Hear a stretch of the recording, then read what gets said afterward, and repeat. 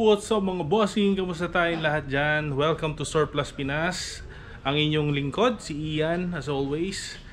Ayan po, dito na naman tayo sa ating new video para sa ating next featured unit, kung saan in-order po ito and i-deliver going Pasay or Alabang. So yung address kasi sa kanyang ORCR is Pasay, but sabi ng owner is sa Alabang po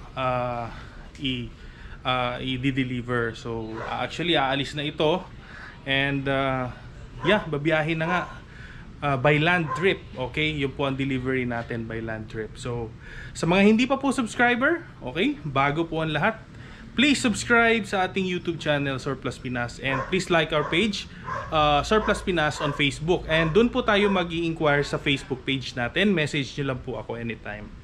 And yun po. And magkano nga ba inabot ang unit na ito? So make sure tapusin natin yung video para malaman natin kung magkano inabot yung unit ng ating umorder. Okay, so papakita natin yung pinaka setup niya. Simple but elegant style na setup, and all are credited to our customer. Siya po ang may idea niyan. Siya nag-instruct kung ano po ang gusto nila. Okay? So papakita na natin ang ating unit.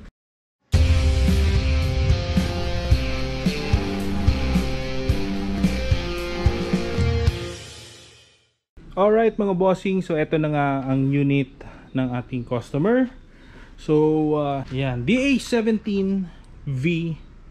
This is the turbo edition. Okay, so yan po ang ating turbo edition na DA17 high-end series. So pag sinabi kasing turbo sa mga DA17, kadalasan, okay, wala pa ako na-encounter na hindi high-end na turbo. So lalo na sa lahat ng W, alam naman natin, lahat ng W series is turbo. Okay, maybe not, so hindi ko sure, pero lahat kasi ng na dumadating na W, DA17W is turbo. So sa DA17V, doon siya may category na non-turbo at saka turbo. So eto yon, yung unit na in-order sa atin. Shout out to Sir Vincent and family. Okay, yung mother niya po ang aking kausap, at siya ang kami ang dalawang nag-update from time to time. So ang kulay ng unit, ayan, pansin agad. This is pearl white mga bossing. So mapapansin natin. Yan. Yun kita yung pearl. Yeah. So pearl white and then black top. Ako nagsuggest ng black top since nauuso yan. So maganda naman ang kinalabasan, lalo na yung top load natin is black also. Alright, ayan Shout out Nards sa ating top load. There you go. So yeah, so very simple lang ang setup ni Sir ni Sir Vincent.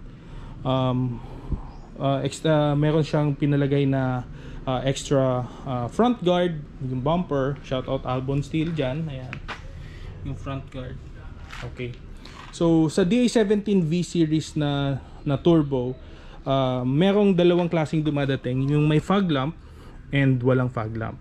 So yung sa atin walang fog lamp ito, that's why nag-install ako ng aftermarket fog lamp, LED na din with halo design, yung kinuha nating fog lamp. Okay, at the same time yung garnish natin with chrome.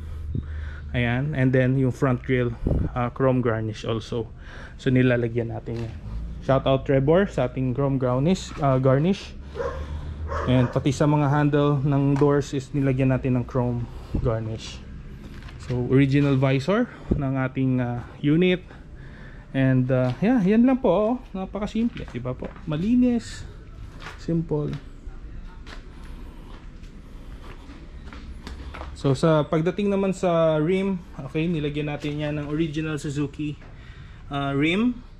That is the 14 size. Okay, and then ang ating tires is 165/65 R14 ang size ng tires. Brand new tires na po. Alright, so ikutan natin sa likod banda. Tingnan natin. So yan yung ating likod. Okay, meron na tayong spoiler. So etong spoiler, inilalagay lang din po natin dyan. Fiber made po yan. Okay, so shout out kay Jun Tato, yan po ang tagagawa natin, Juntats. Okay, yan after dito na natin yan pinapagawa and then inilalagay natin. Ayan, so meron lang tayong plate extender na nilagay and then of course another chrome garnish ang nilagay natin sa kanyang back door handle or opener.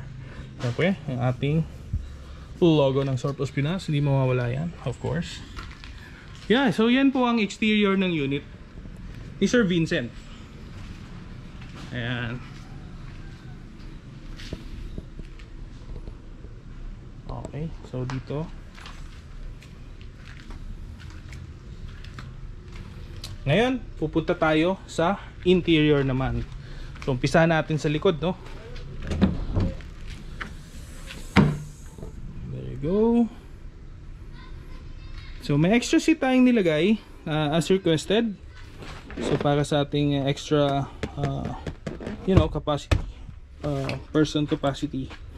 So another compartment seat na at the same time.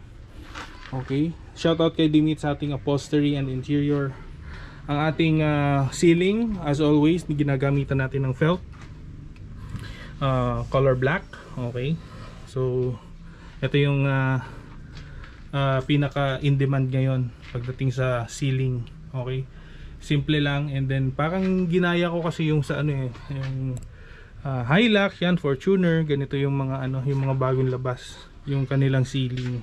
Alam mo naman tayo minsan gaya-gaya, siyempre diyan tayo kumukuha ng idea.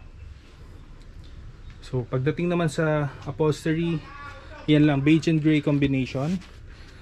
Okay, so nakabalot lang ito since para hindi siya madumihan. Ayan. Ang matting natin dito is yung rubber matting. Okay, minsan ano siya, fabric. Okay, so minsan naman rubber matting. So bihira yung mga rubber matting dumadating. So yun na lang ang nilagay ko para up and down. Pag tumingin ka black, pag tumingin ka naman sa ilalim, black pa din. So ayos lang din siya. Alright, so yan. So pagdating sa dashboard, as always, alam naman natin yan, si Surplus Pinas mahilig sa matte. So ginagaya lang natin ang ating original matte finish pagdating sa dashboard, syempre yan, malinis lang. May top coat pa din yan, matte clear ang top coat ng mga dashboard natin. So right now, isa sa mga changes na ginawa ko sa pagbibuild ng ating surplus unit is hindi na ako masyadong nagsasuggest na kulayan ang ating interior.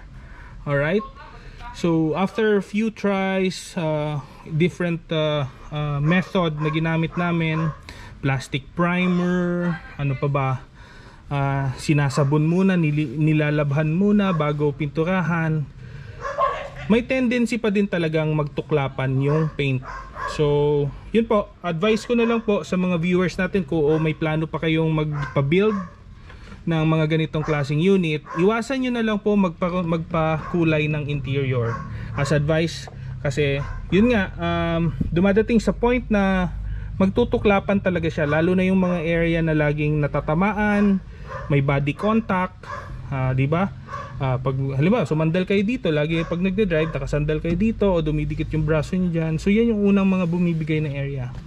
So kaya ako din na-realize, yung mga original factory made is talagang plastic, straight plastic lang siya. Doon mismo sa kulay ng plastic hinuhulma ang kanyang main color, the final color. So walang painting na ginagawa sa mga plastic area. Pansinin natin yan sa mga commercial cars, di ba po? So unless kailangan talaga, tulad ng dashboard, kailangan naman talaga yung ikulayan ulit, kasi nga syempre kinakating yan, nililipat, so hindi maiwasan. So yun nga, hindi na tayo nagkukulay sa ating mga door pads, door panel, yan yung mga sa poste. So as much as possible, stay na lang tayo sa ating original color ng interior pagdating sa mga panels. Okay, maganda siya kasi sa totoo lang, maganda naman talaga tingnan pag may mga ganyan, may kulay, tapos babagay sa interior. So I would just suggest na wag na lang kulayan. Okay, na-experience din yan ng iba kong customer. Yung paint ng door panels nila nagtutukla pa na. So yun nga, talagang napagtanto ko na din na talagang hindi siya may iwasan kahit anong gawin, kahit anong klaseng preparation ang gawin sa plastic. So to avoid that, just don't color it, linisan na lang, labhan or whatever, kung anong maganda, basta malinis siya tingnan. So yun po ang ating ginagawa ngayon sa mga future cars or future order natin. Ganun na po ang ating isa-suggest sa customer. Okay, ibali na sa dashboard, okay lang. Okay, pwede naman natin ibagay dito, madami naman bagay dito actually sa kulay ng kanyang original interior. So tulad nito, gray and beige yung ginamit nila ma'am, bumagay pa din siya. So wala masyadong out of the yung malayo na konsepto. So yun lang naman ang ating nadiskubre.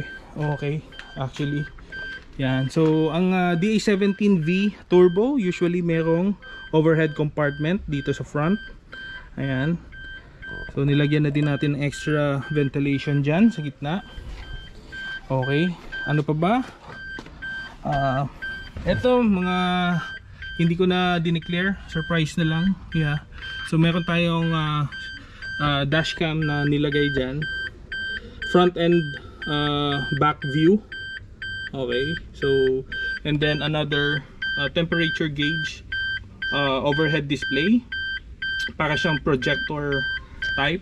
So yun ang ating isa na nilagay sa Android stereo pa din with reverse camera. HD po ang camera na ginagamit natin. Okay, and this time explain ko na lang din bakit si Surplus Pinas hindi naglalagay ng mga 9-inch na display. Simple lang po ang aking stand. Yan po ang original size ng stereo ng unit. Ibig sabihin, swak na swak siya sa original size ng bungad ng unit. So pag maglalagay kasi tayo ng oversize, syempre lalampas na siya dito. Okay, nandito na yung screen, maapaw dyan. So just ako lang kung ako tatanungin, so hindi ko masyadong nire-recommend yon. Okay, hindi ko masyadong nire-recommend kasi parang talagang hindi siya pleasing tingnan. Okay, visually pag tiningnan mo, para siyang alam mo yan, parang sinalpak lang na ganun. Parang kung titingnan mo, parang hindi siya original na dating. So ito kasi yung parang original lang din yung dating pag yung same size lang ang gagamitin natin.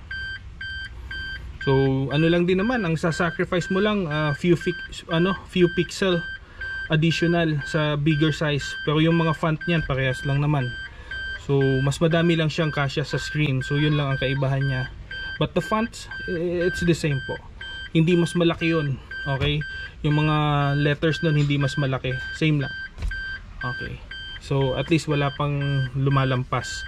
So yung mga edges niya kita pa din, yung mga groove yan kita pa din.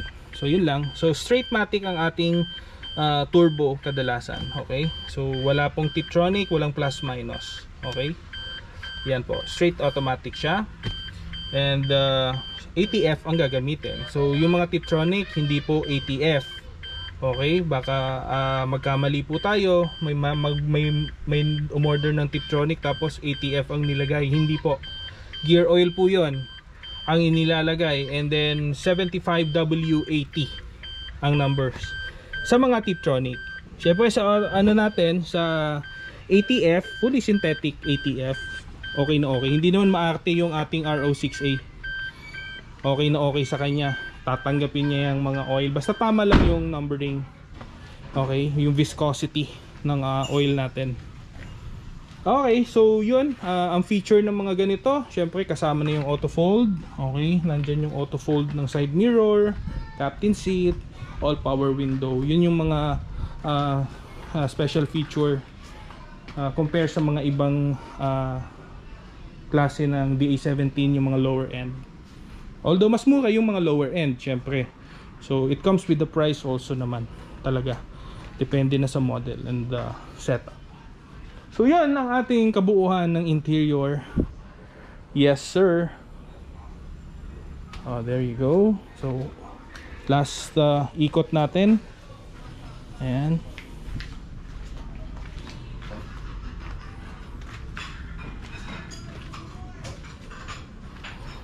Alright.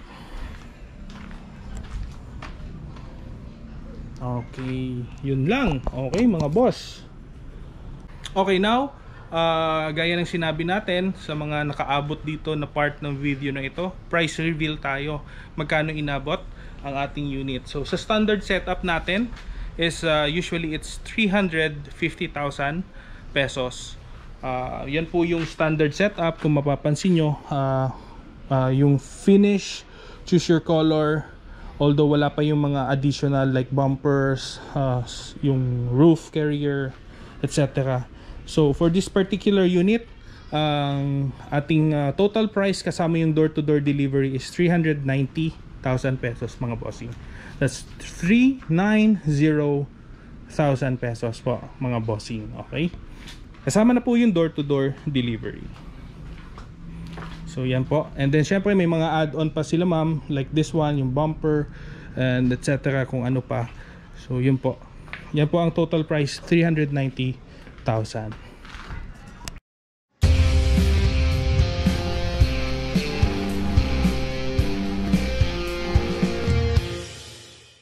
Ayun na nga mga bossing, salamat sa mga tumambay, nanood ng ating video. And yan po ang order ni Sir Vincent and ng kanyang mom. First going Alabang very soon. And yeah, so hindi pa po kayo subscriber sa ating YouTube channel, no? Huwag mo kalimutan. Please do subscribe sa ating YouTube channel, Surplus Pinas. And please hit that notification bell para updated kayo sa ating future video. And pag may inquiries, doon po tayo sa Facebook page, Surplus Pinas yung Facebook. Huwag kalimutan mga bossing. Alright. So, bye-bye for now mga boss. I'll see you on our next video. Drive safe. Keep safe mga bossing. I'll see you soon. Mitsubishi, Cancer trucks and more. Mga quality na trucks can wait more. Hey, pakikita ko sa'yo kada units. Makikita mo agad sobrang sulit. Para bago mo bilhin may idea ka diba, bibigay sa'yo yung facts at info mga to diba.